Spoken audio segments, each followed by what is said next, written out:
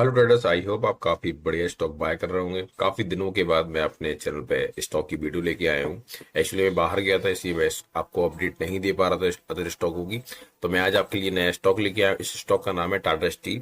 काफी बढ़िया स्टॉक है, ब्रेकआउट इसमें मिल चुका है हमें। सारी चीजें इसमें हम करेंगे, एनालिसिस, स्टॉप लॉस, क्या टारगेट रहेंगे, सारी चीजें मैं आपको बताऊंगा। अगर आपने मेरा चैनल अभी सब्सक्राइब नहीं किया है तो जाके मेरे चैनल सब्सक्राइब कर लीजिए, क्योंकि आने वाले स्टॉक काफी बढ़िया होने वाले हैं। डिविडेंड भी काफी आपको मिलने वाले हैं, तो आपसे ऐसा कुछ चैनल कंटेंट मिस ना हो जाए। Subscribe my channel. चलते हैं चार्ट पर, और जो भी मैं अपने एनालिसिस बताऊंगा ये मेरे खुद के एनालिसिस है। अगर आपको इसमें बाइंग करनी है, आपको इसमें कोई भी पोजीशन होल्ड करनी है, तो आप अपने फाइनेंशियल एडवाइस से पूछ के आप इसमें पोजीशन होल्ड कर सकते हैं। चलते हैं चार्ट पर, करते हैं हम इसके एनालिसिस।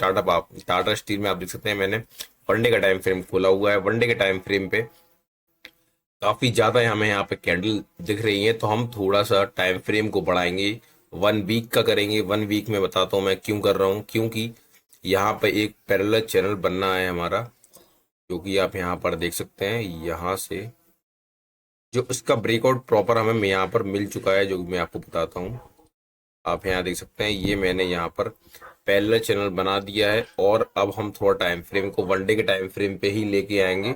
और आप यहाँ देख सकते हैं कितना बढ़िया हमारे यहाँ पे पैरेलल चैनल हमारा बना हुआ है। बस थोड़ा सा हम यहाँ पे सेट कर देंगे प्रॉपर। यहाँ से हमने अपना सेट कर दिया है यहाँ पर, तो हमारा काफी बढ़िया यहाँ पे पैरेलल चैनल हमारा बन चुका है। अब हम इसमें एनालिसिस करेंगे, क्योंकि इसका है ब्रेकआउट मिल चुका है। ये वाली जो हमारी डिमांड आई हुई है, ये डिमांड हमने कहाँ से मेजर की है, क्यों आई है, यहाँ से रजिस्ट्रेशन क्यों मिला है, हम डिमांड एंड सप्लाई से पता करते हैं। क्योंकि डिमांड एंड सप्लाई काफी बढ़िया हमें एक्यूरेट टारगेट बताती है। तो आप यहाँ देख सकते हैं, ये वाली जो हमने डिमांड यहाँ पे मेजर की है। अब ये वाली डिमांड मैंने यहाँ पे क्यों मेजर की है, क्योंकि यहाँ से बाइंग आने के बाद यहीं से सप्लाई आई है, उसके बाद फिर बाइंग आई हुई है। तो मैंने यहीं से मेजर करने के बाद, और जहां से हमारी सप्लाई खत्म हुई, वहां जहां से बाइंग हमारी स्टार्ट हुई, वहीं से हम लेके आए। और इस डिमांड को फिर मैंने डबल कर दिया, क्योंकि हमारी यहाँ पे बिग बार एक कैंडल बनी हुई थी, तो यहाँ पे हमारी डबल डबल डबल हो चुकी थी, सॉरी। और हमने यहाँ पर अब एक रेजिस्टेंस यहाँ पर हमने बना दिया है। आप यहाँ देख सकते हैं उसी लेवल पे हमारा यहाँ पे करेक्शन हुआ है। अब ये हमारी सप्लाई आई हुई है, सप्लाई हमारी कितनी आनी है या फिर पूरी हो चुकी है, क्या है यहाँ पर, कब हम इसमें बाइंग करें। अब हम सप्लाई को मेजर करेंगे। सप्लाई के दो रीजन है। एक तो हमारी ये वाली सप्लाई, इस वाली सप्लाई को अगर हम मेजर करेंगे तो ये वाली सप्लाई आप यहाँ देख सकते हैं कि पूरी हमारी आ चुकी है। अगर ये वाली हम सप्लाई देखें, क्योंकि अगर आपने ये वाली डिमांड को यूज किया है तो आप ये वाली सप्लाई या फिर आप ये वाली सप्लाई को यूज कर सकते हैं। तो पहले हमने ये वाली सप्लाई को यूज किया है।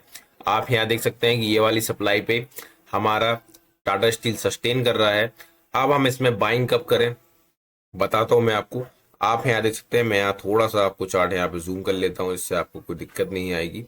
आप यहाँ देख सकते हैं कि जो हमारा इन्वर्टेड हैमर बना हुआ है यहाँ पर, ये बना हुआ है, इसका हाई पे अगर कोई भी अदर कैंडल, ग्रीन कैंडल यहाँ पे सस्टेन करके बंद होती है आज, तो फिर हम यहाँ पे अपसाइड की बाइंग करेंगे। क्या टारगेट रहेंगे हमारे अपसाइड के लिए? अपसाइड के टारगेट हम इसी वाली कैंडल को उठा लेते हैं, क्योंकि यही हमारी डिमांड पहले आई हुई थी। डबल डिमांड हम यूज नहीं करेंगे, पहले हम सिंगल डिमांड को ही यूज करेंगे। तो हम इन्वर्ट हैमर से ही लगाएंगे और टारगेट रखेंगे। टारगेट एक्चुअली में यहाँ पर हमारे दो निकल के आ रहे हैं, क्योंकि हमारी यहाँ पे जो सप्लाई है ये हमारी 100% आई हुई है। अगर हम ये छोटी ही सप्लाई को मेजर करते हैं, एक सेकंड में आपको थोड़ा सा चार्ट में यहाँ पे छोटा कर देता हूँ, जिससे आपको सारी चीज समझ में आएंगी। ये वाली सप्लाई जो हमने मेजर की थी, ये वाली सप्लाई हमने ये वाली मेजर की थी। पर अगर ये वाली सप्लाई अगर हम मेजर करते हैं, जैसे मैं आपको करके यहाँ पे दिखा देता हूँ, अगर हम यहाँ पे ये वाली सप्लाई को मेजर करते हैं तो यहाँ पे हमारे दो रीजन आ रहे हैं। अगर हम ये वाली सप्लाई को यहाँ पे मेजर करते हैं तो आप ये देख सकते हैं इसी सप्लाई का 50% यहाँ पे आया हुआ है। तो 50% का मतलब होता है कि ये डिमांड का 100% को आना। पर यहाँ पर हमारी ये छोटी वाली सप्लाई हम मानेंगे, सब छोटी वाली सप्लाई हमारी, इस वाली सप्लाई को मैं मानूंगा नहीं, बता रहा था सिर्फ आपको। ये वाली हमारी सप्लाई आ चुकी है। तो यहाँ पे जो डिमांड का जोन है, इसको मैं छोटा कर देता हूँ। जो हमारा डिमांड का जोन है जो निकल के आ रहा है, 166 का हमारा टारगेट है अगर हमारी फुल डिमांड आती है। पर हम फुल डिमांड पर जाएंगे जरूर, पर हम थोड़ा सा अपने लिए एक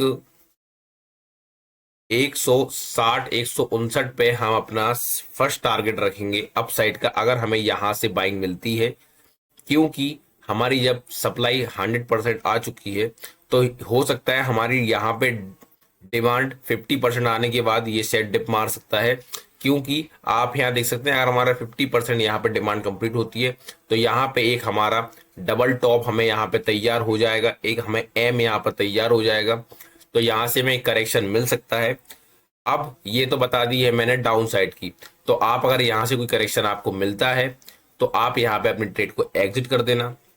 सेकेंड चीज, अगर आप यहाँ पे बाइंग करते हैं तो आपके स्टॉप लॉस क्या रहेंगे, आप अपने स्टॉप लॉस इनवर्ट हैमर के लो का रख सकते हैं। इनवर्ट हैमर का लो है आपका 151 का, आप यहाँ पे ऐसे रख सकते हैं। टारगेट आप क्या रखेंगे इसमें, टारगेट आप आराम से इसमें बाइंग आप इसमें 156 पे आप इसमें बाइंग कर सकते हैं। 5 पॉइंट का एसएल है, कोई ज्यादा बड़ा एसएल है नहीं है।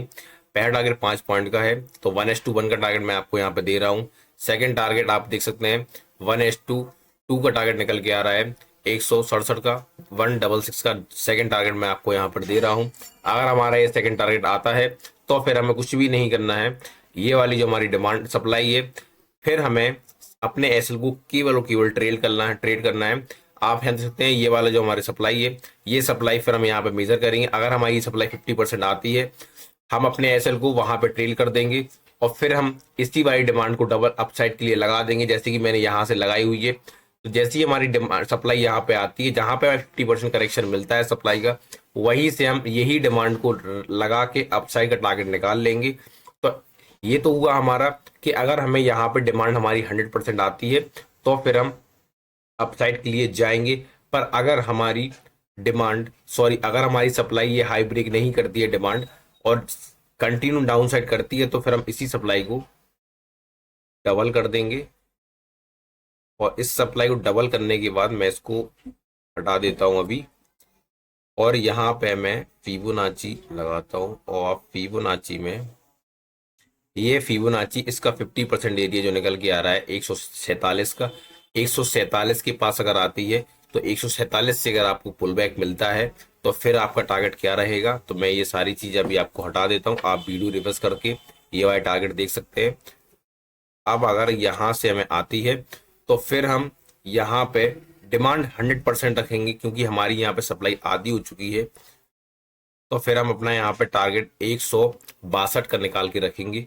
एसएल हम अपना यहाँ पे 145 का रख सकते हैं। बाइंग आप यहाँ पे 148 के आसपास कर सकते हैं। तो मैंने आपको यहाँ पे दोनों चीजें बता दी है कि अगर यहाँ पे हमें इनवर्ट हैमर का हाई ब्रेक होता है तो आपको पहला टारगेट मैंने 160 का बताया था, सेकंड टारगेट मैंने 166 का मैंने बताया हुआ था।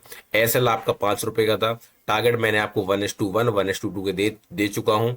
और यहाँ पे अगर हमारा सप्लाई यहाँ तक आती है, सप्लाई यहाँ से 50% अगर हमारी होती है और यहाँ से हमें करेक्शन मिलता है तो पहला टारगेट जो हमारा रहेगा 162 का हमारा पहला टारगेट रहेगा। स्टॉप लॉस हमारा 145 का रहेगा टारगेट, और बाइंग हम 148 के आसपास यहाँ पे कर सकते हैं। तो मैंने आपको यहाँ पे सारी चीजें बता दी है, क्या हमारे स्टॉप लॉस रहेंगे, क्या हमारी बाइंग रहेंगी। अगर आपने मेरा अभी भी चैनल सब्सक्राइब नहीं किया है तो जाके चैनल सब्सक्राइब कर लीजिए, क्योंकि आने वाले कंटेंट काफी अच्छे आने वाले हैं। अब हम करते हैं इसमें डिविडेंड की बात।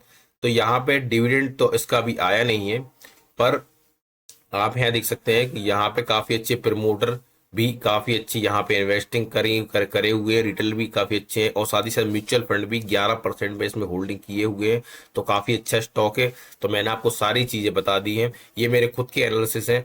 अगर आपको इसमें अगर कोई भी बाइंग करनी है तो आप अपने फाइनल से एडवाइजर से पूछ के आप इसमें बाइंग कर सकते हैं। तो वीडियो अच्छी लगी हो तो लाइक, कमेंट, शेयर, सब्सक्राइब। मिलते हैं नेक्स्ट वीडियो में। आई होप आपको वीडियो पसंद आई हो और आपने मेरे चैनल सब्सक्राइब किया हो। Thank you so much.